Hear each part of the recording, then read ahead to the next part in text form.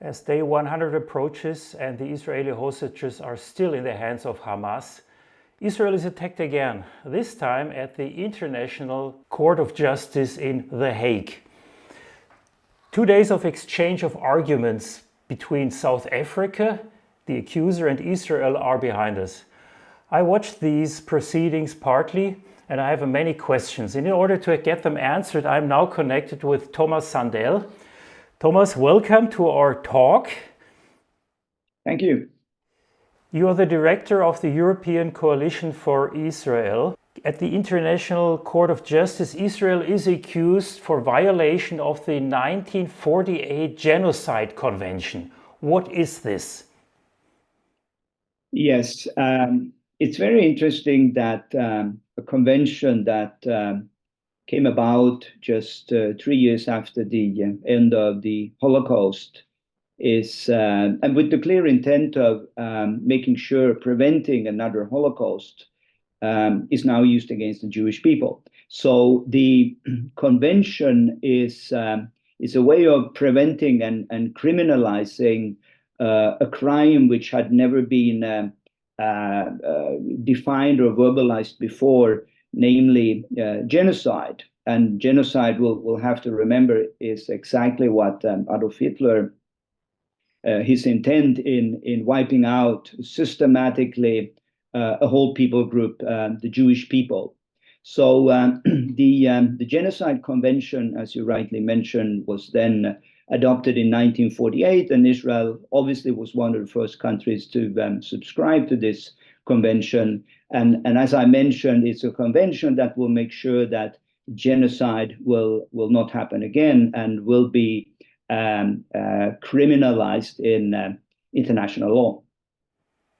Now, so South Africa states that genocide is now happening at the hands of Israel.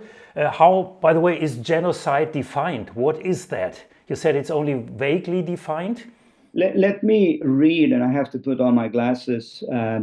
The deliberate killing of a large number of people from a particular nation or ethnic group with the aim of destroying that nation or group, a campaign of genocide. So there needs to be a clear intent.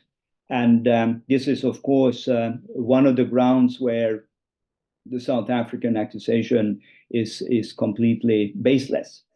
Well, Tel Becker, the Israeli lawyer representing his country in The Hague, blames Hamas of the genocidal terrorist organization being responsible, of course, for the terror act brought on Israel on October 7th, along with its sponsors, namely the regime in Iran.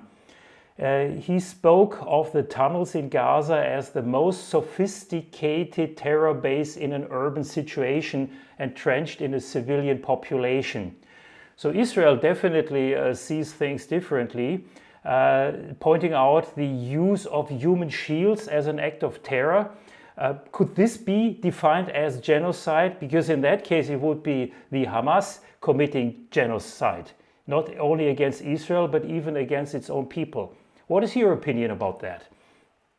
I mean, it's completely clear, and I think this is what the civilized world is recognizing, and hence we have large countries like the United States, United Kingdom, Canada, and now Germany, who have actually made a decision to become part of this court case, a third party, because they see the danger in trivializing what they went through quite recently, a real Holocaust, a real intent of a genocide. And I think for the Germans, as for the Jewish people, this is a very painful experience to see how this is now being weaponized and used in the complete opposite intent that it was meant for. So much could be said. I mean, as you mentioned, the court case, if there was to be one in The Hague, should be against Hamas, who clearly has in their charter a clear intent of wiping out the Jewish people. And it's not only in letter, but it's word and deed. So what we saw on 7th October was just one demonstration of what they really like to do. And later on, of course, they have said this is what they want to do time and time again, as often as they can. So there should be no doubt that there is a clear intent of wiping out, a clear intent of committing genocide, but not against the Palestinian people, but against the Jewish people and against Israel. So this only shows that this has very little to do with international law. It's completely a politicized course of action. And we also have to see who are the ones who are bringing these charges.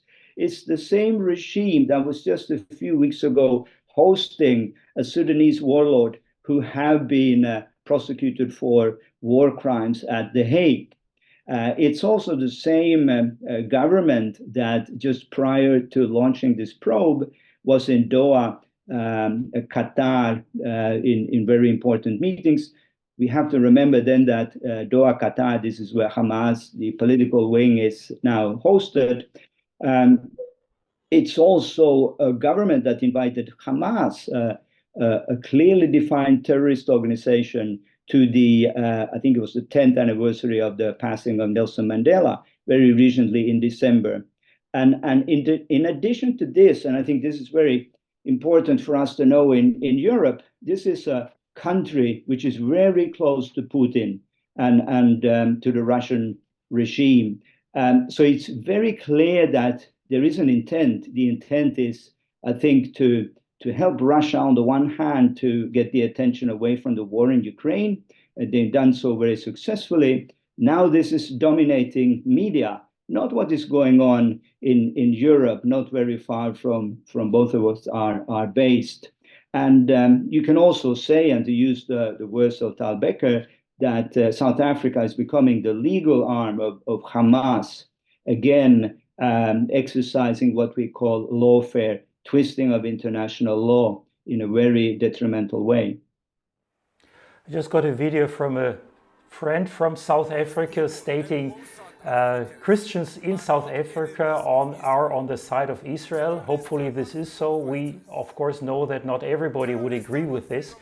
But in order to get a clearer view, I would just like us to look at a few clips from the proceedings in The Hague, something that was recorded yesterday during the session of the ICJ. In one video recorded by a home surveillance system, a Hamas militant throws a grenade into a safe room where a father and his two sons have rushed to hide. The father is killed. The two sons are injured and bleeding as a militant pulls them into the living room. One child can be heard screaming to his brother, "Why am I alive? I can't see anything. They're going to kill us." The militant casually opens the fridge, takes out a bottle and drinks. And then there is this recording from Kibbutz Mefalsim. قاعد بكلمك من جوال يهودية قتلتها وقتلت جوزها 10 فيديو يابا قتلت 10 يابا 10 فيديو قتلت يابا افتح الوقت شوف كيف قتلت يابا افتح بتدافع عليك وقت تقول له وين نروح 10 فيديو يابا دمهم على ايدي اعطينا امي اعطينا امي. The annihilationist language of Hamas's charter is repeated regularly by its leaders with the goal, in the words of one member of Hamas's political bureau, of the cleansing of Palestine of the filth of the Jews. الدولة لابد أن نزيلها لأنه بالفعل هي تعتبر كارثة أمنية وعسكرية وسياسية للأمة العربية والإسلامية، يجب أن تنتهي. لذلك احنا لا نخجل من نقول ذلك بكل قوة، إنه إسرائيل لازم نأدبها وحنأدبها مرة ثانية وثالثة، ومش هذا حتكون طوفان الأقصى أول مرة، لا حتكون ثانية وثالثة ورابعة. Israel, Tal Becker says, has a right to self-defense, saying we are fighting terrorists, not civilians. He pointed out that none of Hamas crimes are mentioned in South Africa's complaint at the ICJ. This argument is only self-defense. Is this plausible, considering the high number of casualties we hear? Figures reported are above 20,000. It is always assumed that it's civilians and children that are dying. How can we put this into perspective? Yeah, I think there are a number of things that needs to be pointed out. Tal Becker again did so very well at The Hague.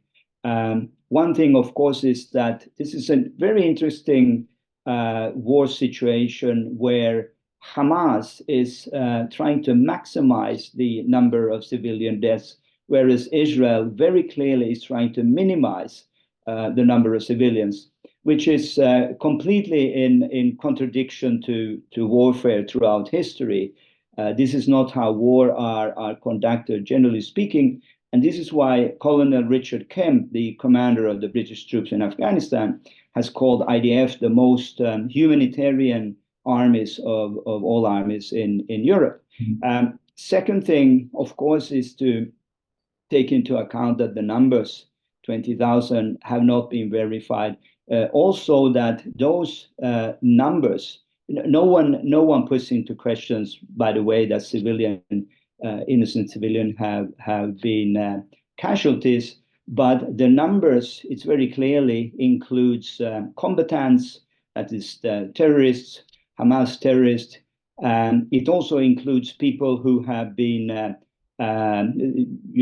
casualties of friendly fire, if you want to call it friendly fire, because Hamas is clearly using civilians as human shields. So we don't know. And many of their rockets are misfiring, like it happened in the event at this hospital that was reported. And the blame, of course, was given to Israel within minutes without any proof. Later, it was shown that it actually had been a misfired Hamas rocket. Yes. So 20,000, Hamas is not the most trustworthy authority. So we should always put that into question. But just as much as we defend Israel, obviously, we don't. Every death of a human being is a loss, is a tragedy. But as long as life is so cheap on the Hamas side, this is something which will eventually continue to happen. About a month ago, you were in an interview together with the Austrian member of European Parliament, Tomas Sandell. He made a very strong statement. He said, don't throw money into the black hole of Hamas. Western nations, of course, are very eager to give humanitarian aid to Palestinians, now really trapped in very tragic situations. But this is not always successful. Surprisingly, the other day, the UNRWA, which is the refugee organization caring for Palestinians, issued a complaint about Hamas stealing humanitarian aid at gunpoint from one of their storehouses and using this to replenish their own resources instead of sending on this aid to the people in need. Do you have any details about this? I don't have any details, obviously, but this is not, it shouldn't come as any news. Hamas is consistently abusing the civilian population, the civilian infrastructure. And one would obviously have to ask the question, where on earth do you find the money to build this very sophisticated underground tunnel system? Where do you find the money to have rocket missiles to the point that they have right now in Gaza? So obviously money that we are sending from the West to Gaza has been systematically misused. And as Tomas Sandell rightly said, we'll have to completely review our way of helping this part of the world. Is this already happening? You are based in Brussels and have a closer view of things. Are politicians becoming more and more aware of this? I think there is a divide. There is a divide which you see in society. A growing number of people, a growing number of political parties are becoming aware of this. Within the European Parliament, they are asking the European Commission to condition aid to Gaza, to have a better accountability system, whereas there are others who, for some reason, are very afraid of any form of accountability, and clearly have a different agenda than wanting the best for the Palestinian people, wanting to see peace. And this is the real problem. And this is something we need to bring up as Europeans, that we have been, it's not only on the one hand, yes, it's giving away financial aid without real accountability, but it is also financing both UNRWA and the Palestinian authorities, and indirectly Hamas, with their very detrimental education, and education from kindergarten to high school and university, where Jewish lives are being demonized in a very systematic way. And this is the core of the whole discussion. No human being wakes up suddenly on the 7th of October and say, well, let's go over and kill and rape and I don't even want to go into all the details what happened on the 7th of October. This is inhuman. And it doesn't happen overnight. And I think this is the fruit of the indoctrination that the Palestinian people have been part of since the Oslo Accords. And the funding for this education comes from Europe. So Europe is not without guilt as to what happened on the 7th of October. We have been pointing out this in the European Parliament for years and years and years.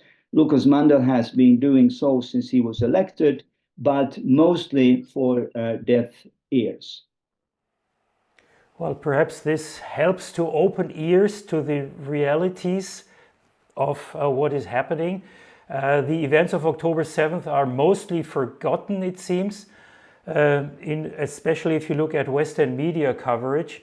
However, South Africa's initiative at the ICJ seems to get significant resistance in some European nations. I'm quoting from a BBC program where it says, the German government issued a statement on Friday saying it expressly rejects the accusation of genocide against Israel and that the accusation has no basis whatsoever.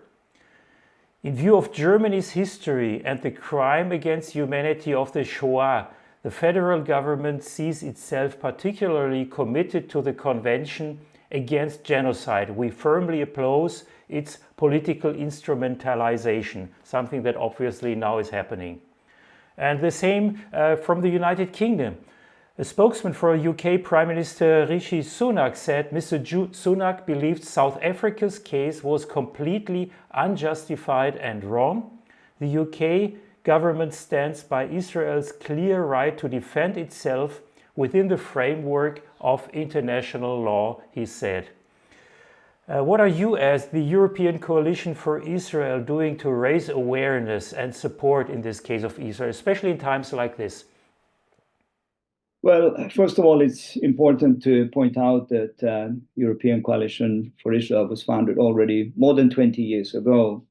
And one of the first things that we pointed out, and we did so both in national capitals and in Brussels, was the misuse and the mismanagement of EU funding to the Palestinian territories, or to the Palestinian Authority, I would say.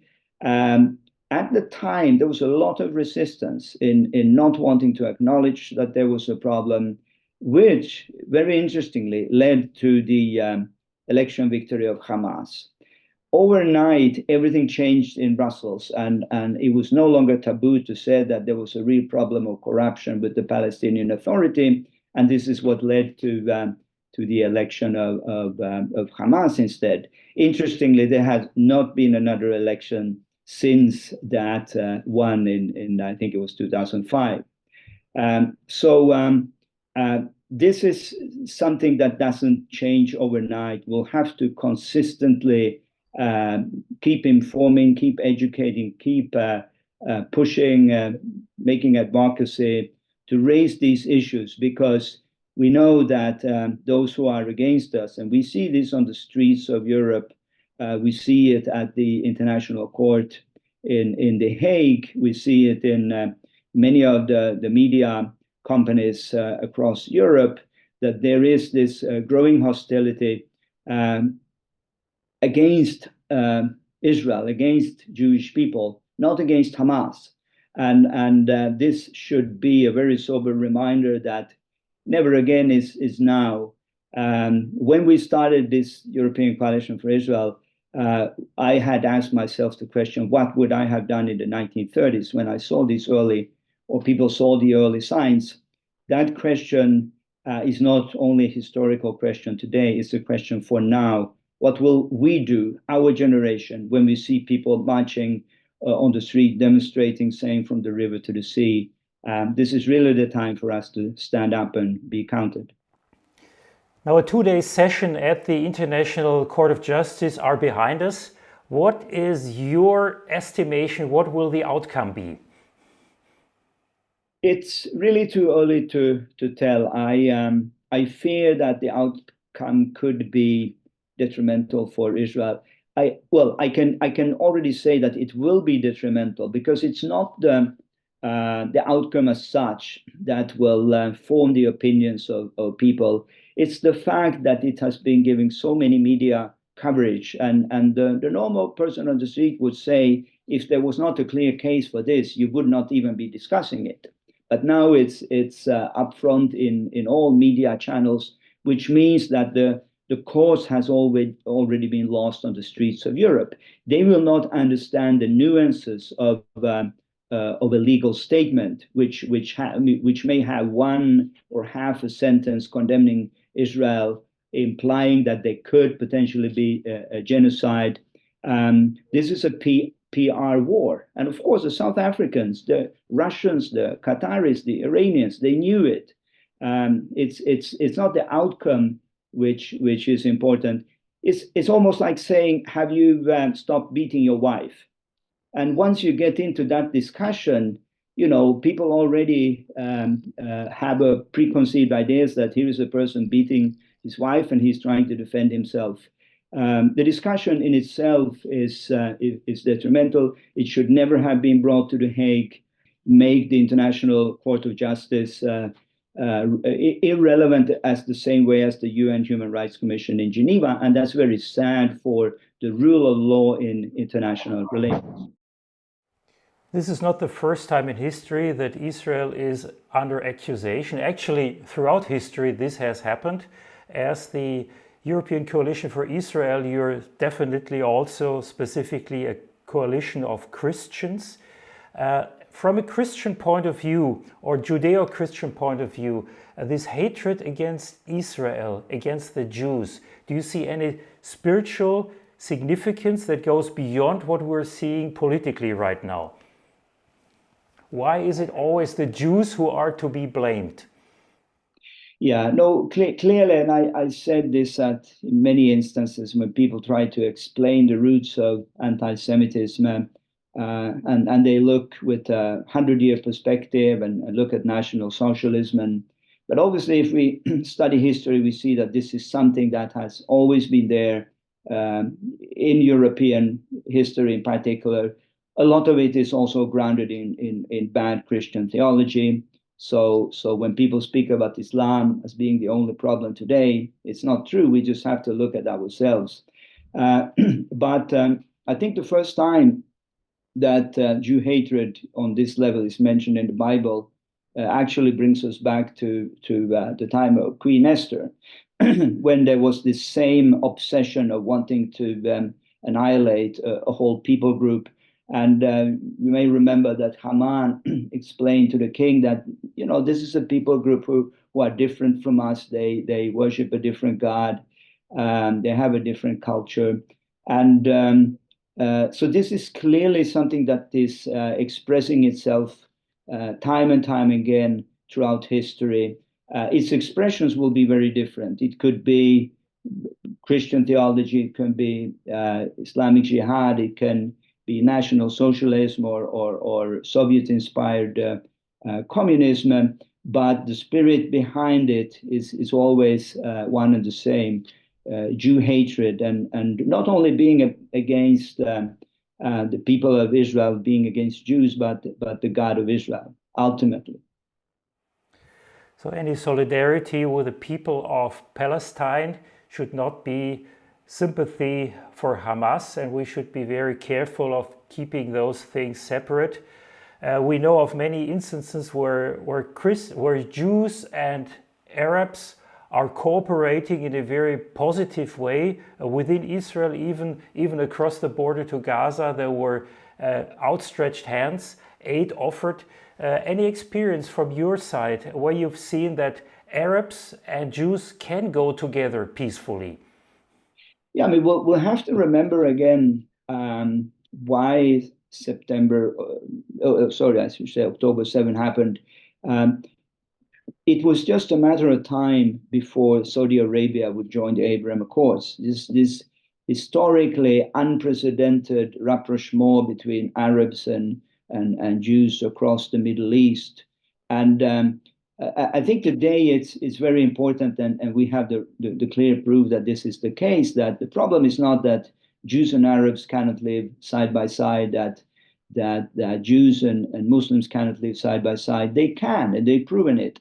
But there are two camps today. It's a camp of peace, and there's a camp of confrontation and war and annihilation. And here as Christians, we just clearly have to choose sides. We cannot be with the regime of South Africa, with Iran, with Russia, and other regimes which are clearly in the camp of confrontation and war. There is an alternative, and the beautiful thing is that today the Abraham Accords are still intact, and we just have to hope and pray that this camp will win.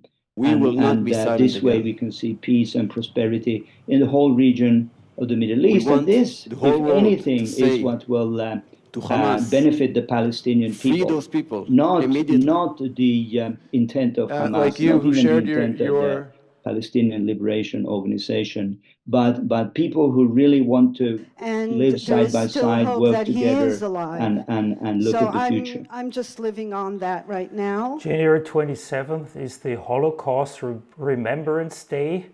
This will have very special meaning this year. What will you do on that day? Do you plan any events?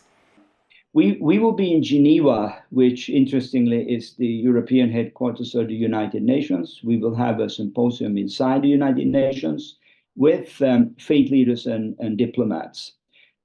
Because again, our responsibility, as I mentioned before, is to speak to our own people, to the Christian Europe and to its leaders.